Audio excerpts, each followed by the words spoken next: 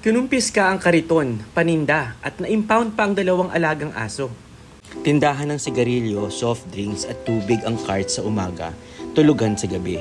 Yan ang buhay ni Tatang Jesus Segovia, 66 anyos na PWD. Katabi niya sa pagtulog ang 2 alagang aso, si Whitey at si K9 at ang pusang si Mingay. Nagbago ang lahat noong July 1 nang hatakin ng Makati City Hall ang kanyang kariton at inimpound ang 2 niyang aso. Natakot at nag-alala si Tatang Jesus na baka ma-euthanize ang mga alaga niya. Sinubukan naman ng Makati Dog Owners and Lovers na tubusin ang aso sa munisipyo. Pero hindi ito pinayagan ng Makati Vet Office dahil hindi raw ito ang solusyon. Ilang taon na po sa inyo yung mga aso? Mga 3 taon na. Meron itong mga anti-rabies shot, ano? Oo, kompleto. Saan po sila natutulog? Dito po, sa katabi ko lang. Hindi po sila nakatali? Nakatali po. Hindi po sila nakakawala? Hindi po. Hindi na pinayagan ng Makati Vet Office na ibalik ang mga aso sa kanya dahil wala nga siyang permanenteng address. At napagsabihan na siya nung magpabakuna na hindi pwedeng pag-alagala lamang ang mga alaga niya.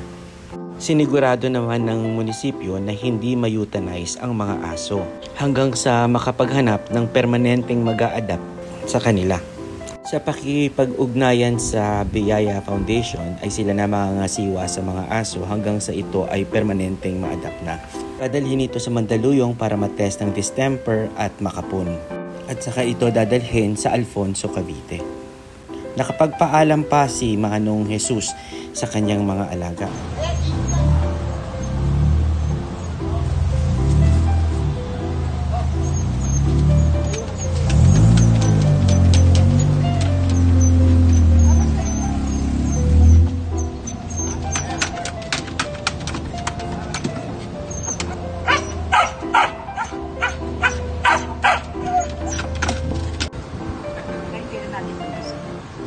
Ito si White.